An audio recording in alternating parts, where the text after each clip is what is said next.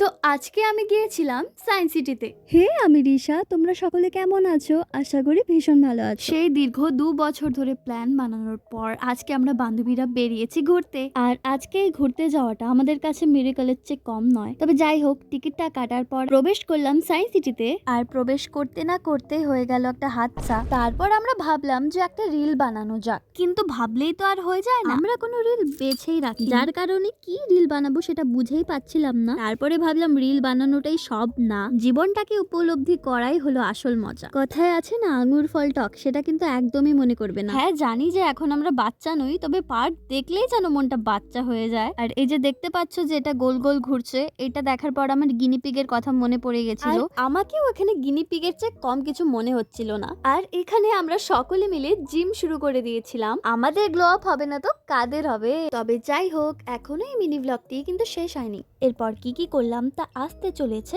Next পার্টে। তাই আজকের মতো tata, bye bye and take care.